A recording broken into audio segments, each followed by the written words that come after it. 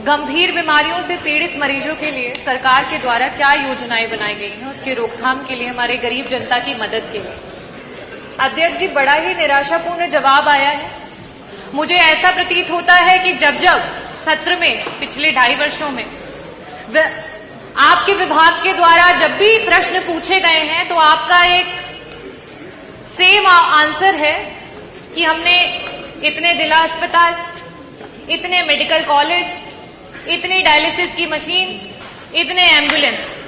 अध्यक्ष जी, मेरा बड़ा ही स्पष्ट सा सवाल था, और अगर आपने ये बताया है कि आपके इतने जिला अस्पताल, इतने मेडिकल कॉलेजेस हैं, तो मैं इस सदन के माध्यम से जौनपुर से जो हमारा मेडिकल कॉलेज है उसकी कुछ पिक्चर है वो आपको दिखाना चाहूंगी कि जहां पे काला पानी तैर रहा है, जो बिल्डिंग्स हैं वो बनने से पहले खंडहर हो चुकी हैं, ये स्थिति है।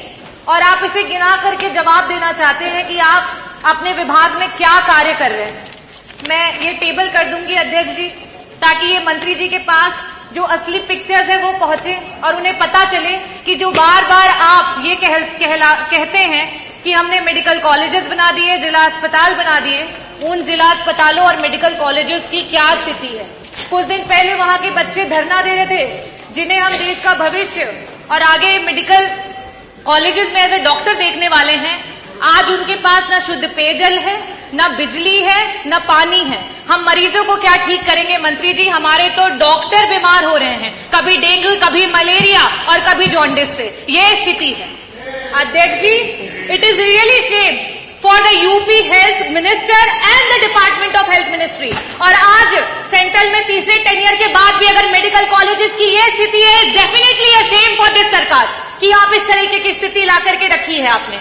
अध्यक्ष जी, जवाब में इन्हें ये देना चाहिए था कि गंभीर बीमारियों के लिए जो हमारे डॉक्टर्स होते हैं, चाहे वो पैलिएटिव मेडिसिन के डॉक्टर्स हो, चाहे आपके ऑन्को सर्जन्स हो, ऑन्कोलॉजिस्ट हो, गायनेकोलॉजिस्ट हो, न्यूरो एनेस्थीसिया डिपार्टमेंट के डॉक्टर्स हो, चाहे आपके कार्डियो सर्जन्स हो, सीटीवीएस के सर्जन्स हो, आपने कितने डॉक्टर्स को बढ़ा, कितने डॉक्टर्स को आपने बढ़ाया?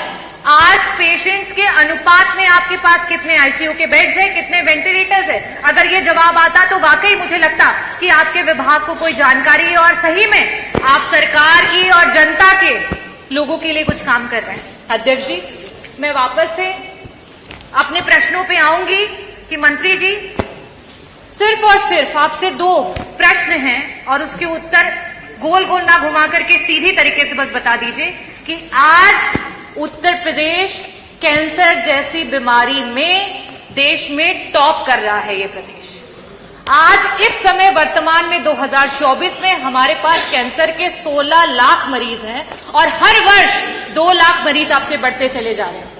और इन गरीब मरीजों के पास ना तो पैसा है इलाज कराने के लिए और ना अस्पतालों में बेड्स। इन परिस्थितियों में अगर वो मरीज किसी प्राइवेट अस्पताल में जाता है, बड़ा बड़ा एस्टिमेट मिलता है।